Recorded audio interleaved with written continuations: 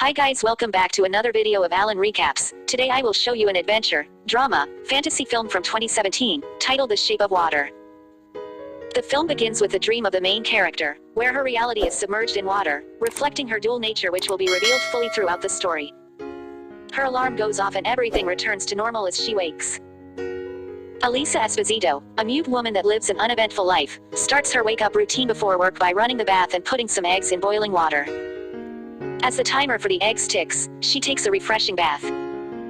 Later, she packs her dinner and makes an extra plate for her next-door neighbor and close friend. Elisa gives Giles the food and sits with him for a moment, watching an old musical on TV. They both enjoy the dancing, and when she leaves, Elisa dances in the hallway on her way out. Leaving the building, she runs into her landlord, who also runs a cinema theater in the building, then proceeds to the bus station to catch her ride to work. Elisa arrives at the super-secret government research facility for the night shift, where her coworker and best friend, Zelda, keeps a spot for her in the line to punch her time card. The two women proceed to do their job as part of the cleaning staff until they reach a special secret lab housing a pool. Fleming, the chief of security, introduces Dr. Hofstadler as the main scientist responsible for overseeing the new acid that is to arrive in that lab. As Fleming sets up the importance of the acid, it arrives in a pressure tank accompanied by a government agent, Strickland. While the men from the facility coordinate with him, Elisa has a little look-see in the tank after she hears the creature howling from inside. It reacts to her touch on the tank, alarming Hofstadler of their presence and prompting him to get them out of the lab because the creature had become agitated. The next day, Elisa and Giles go to his favorite restaurant to get key lime pie. Giles has a little chat with the bartender, thinking that he might have a chance with him in the future. In the next shot, he and Elisa are eating the pie at his place, making it apparent that the desert is awful and that he only goes to that shop for the guy. The following night, Elisa and Zelda are cleaning the washroom when Strickland comes in.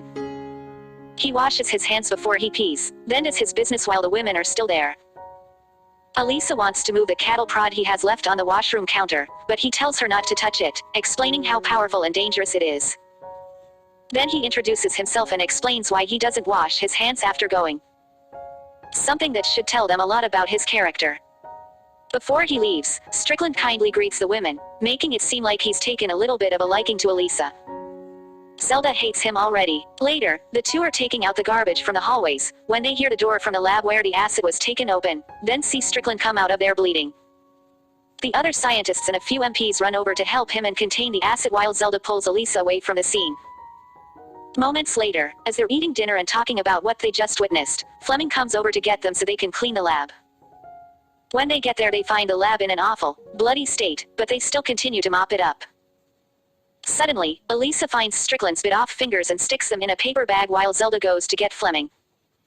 Elisa finally gets a chance to see and meet the amphibian man they're keeping in there. Zelda comes back with Fleming and Elisa gives him the paper bag with the body parts. The following morning, Elisa tells Giles everything about what happened, but he doesn't believe her about the creature.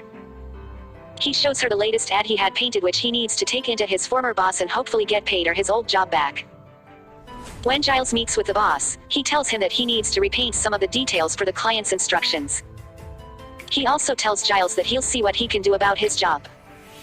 That night, Elisa goes to work and heads immediately to the lab to see the creature again. She hears him in the pool and figures out a way to get him to come out. Elisa cracks an egg and it shows up above the water, then she lures him over and he slowly comes out of the water to take the egg. When she tries handing it over, the amphibian man freaks out so she puts it down, gesturing the word in sign language. He calms and takes the egg, abruptly jumping back into the water. Zelda catches Elisa coming out of the lab and tells her that Strickland wants to see them both in his office. In the next shot, the women are already there for a long and awkward conversation with Strickland, who wants to know even more about them and especially Elisa. He reads in her file that she was left orphaned as a baby and Zelda tells him that Elisa was found by the river, in the water. Strickland wants to thank her for finding his fingers, prompting her to return his wedding band back to him as he explains the surgery in which the doctors stitched his fingers back. He realizes that she's mute, but not deaf, so he asks if the scars on her neck are the reason she can't talk. Elisa doesn't think so because she wasn't able to speak since she was a child. Before they leave, Strickland tells them to keep away from the creature in the lab which he took from South America and dragged back to the US.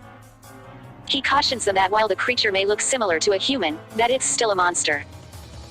The women leave when Strickland gets a phone call from a general, informing him that he will be visiting the facility soon. Meanwhile, the creature reminisces over Elisa, repeating the sign for an egg. That following night, Elisa waits for the scientists to leave the lab, then takes out a record player from her cart and places it next to the pool. She plays music for the amphibian man and serves him a single egg while she also takes a bite from her sandwich.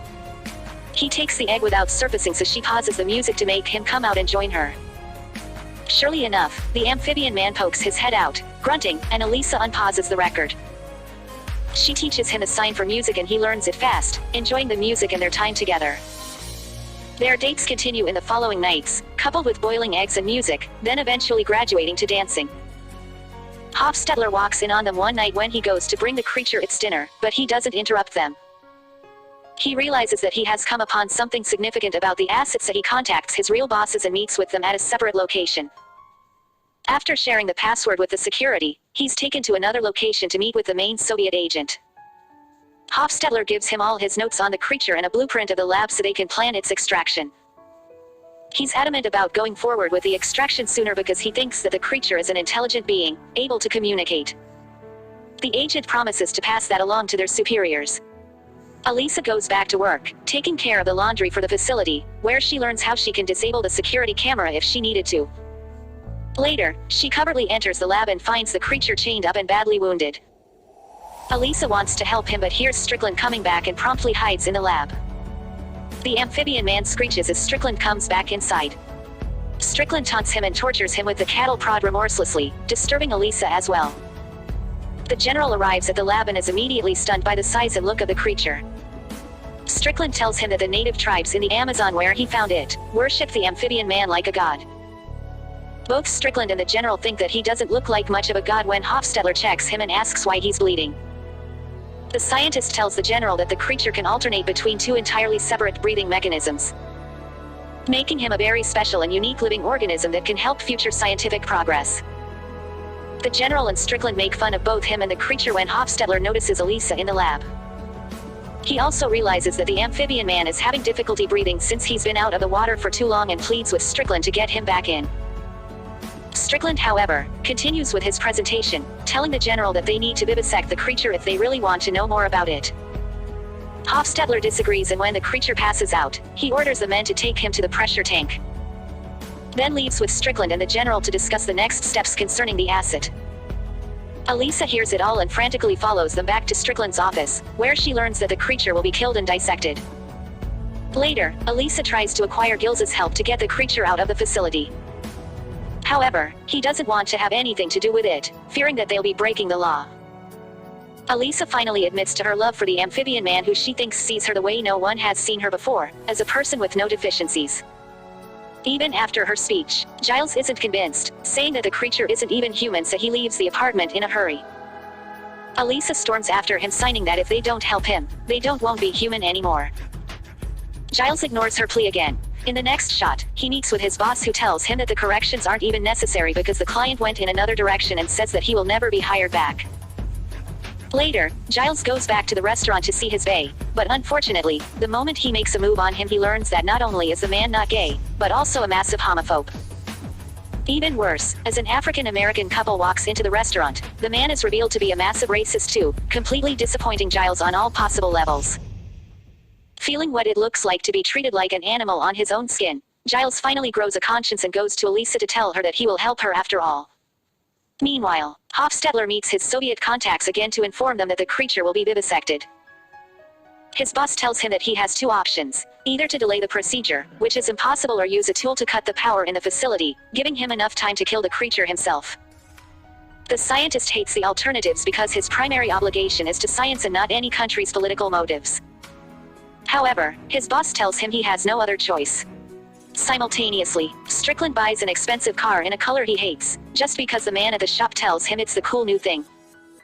That night, while Hofstadter takes care of the amphibian man, Elisa stakes out the lab and its exits to figure out a way to get the creature out of there, and Zelda catches a glimpse of her planning something. Giles prepares his van to make it look like one of the laundry vans that do the pickups from the facility. Later, he and Elisa go over the plan, which is to use fake documents to get to the lab by 5 a.m. while she takes care of the cameras and gets the creature out in a laundry cart. Meanwhile, Hofstadler prepares the poison to kill the creature, clearly unhappy about it. Elisa goes back to the staff locker room just as everybody gets ready to leave, but she stays behind and gets back to the loading dock to move the camera. As she's doing that, Hofstadler makes his final plea to Strickland not to kill the amphibian man. While they argue, he sees that Elisa's moving the cameras on the monitor, and when he realizes that Strickland won't budge, he decides to help her instead. Elisa is already preparing the laundry cart for the creature as Zelda waits for her to come by the elevators, then stays back and goes searching for her when she doesn't show. Elisa goes to the lab, with Hofstadler already waiting for her there. She takes the amphibian man out of the water and Hofstadler approaches, giving her the keys to the chains. He tells Elisa what she needs to do to keep the creature comfortable and gives her a special mixture to put in his water to keep him alive. He also tells her that he'll disable the power, which will give her 5 minutes, then he'll meet her at the loading dock. While Elisa is rolling the creature out of the lab, Giles drives over there and Hofstadler goes to find the main power fuse. Giles arrives at the loading dock but is stopped by the MP at the gate while Hofstadler sets the timer on the gadget to cut the power. In a fast sequence of events, Elisa brings the creature out and Zelda stops her, while Strickland sees the van on the security camera from the gate. Suspecting that something is wrong and calling the MP, he runs over there as the MP points a gun at Giles to step out of the vehicle when suddenly the power goes out. Hofstadler hurries Elisa to get the creature to the loading dock and Zelda finally decides to help. Then, he kills the MP so Giles can have a clear path to get to Elisa. The four of them get the amphibian man into the van and Giles drives off, leaving Zelda and Hofstadler behind. Giles crashes into Strickland's car because he's mesmerized by the creature's beauty, giving the security enough time to catch up to them and to start shooting. Fortunately, the escape van makes it out of the facility, and Strickland is pissed. Later, Elisa and Giles get the creature comfortably into her bathtub so he can start breathing. They both rejoice because their plan worked as Strickland investigates the chain of events that allow the creature to escape. The following morning, Elisa forges a new plan on how to set the amphibian man back into the ocean. She'll have to wait for the October rains to come and release him in the canals, so she writes it down in her calendar. Later, Elisa has a nice moment with the creature, showing their growing bond. That night, they all go back to work, pretending it's business as usual. Strickland questions Elisa and Zelda, then realizes that whoever planned the escape could not have been a simple member of the cleaning staff and dismisses them, convinced that the creature was grabbed by highly trained agents. Meanwhile, Giles takes care of the amphibian man in his apartment, but when he falls asleep, the creature hears the TV and leaves the bathroom. The amphibian man sees one of Giles's cats, then hunts and eats her, getting caught by Giles in the act. Giles yells at him to stop, scaring the creature terribly. He reacts by attacking Giles as well and running out of the building. Before Elisa and Zelda leave work, Hofstadler gives them another care package for the creature. Elisa tells him about her plan to release him and calls him a good man. Suddenly, she gets a phone call from Giles that the creature ran away, so she gets back to the apartments as fast as she can. Elisa finds the amphibian man in the downstairs cinema, drawn there by the sounds of the films, puzzled by what he's seeing. They have a touching moment together and then come back to tend to Giles.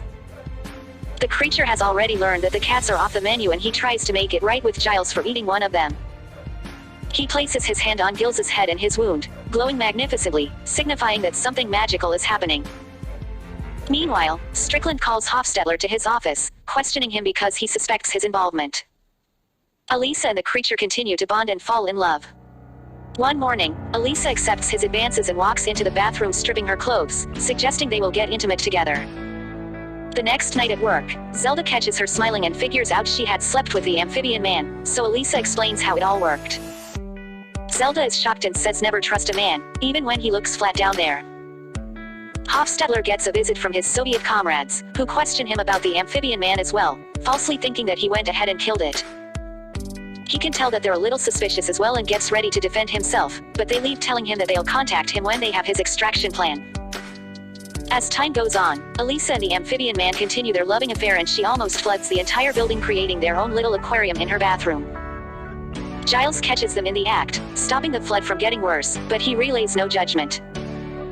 Moreover, he might be starting to believe the creature is really a god, considering it healed both his wound and made his hair grow back with a simple touch. Hofstadler finally gets the call from his comrades to meet them for his extraction and Elisa checks the docks because the rains had started. When she comes back home, she realizes that the creature is getting sick being out of the water for so long. Meanwhile, Strickland gets a visit from the general who pushes him, Even more, to find the creature faster, informing him that if he doesn't find it, he will lose his job with the government. Elisa realizes that the date has come to release the creature back in the ocean, and during their meal together, she finds a way to express her love for him. Later, she tells Zelda what's happening, and when she checks on the creature, Zelda says that she must release him that night. Before Zelda leaves, she calls Hofstadler to ask him what to do, but unfortunately, he's already at the door and misses the call. Since Strickland is onto Hofstadler, he follows him when he leaves his apartment to go to the secret meeting place. Hofstadler isn't getting extracted though. When his compatriots arrive at the meeting place, they shoot him down but are killed by Strickland before they can finish him. Strickland tortures the barely living scientist for information about the creature and learns that it was the cleaning staff who managed to fool him and release the creature. Thanks for watching.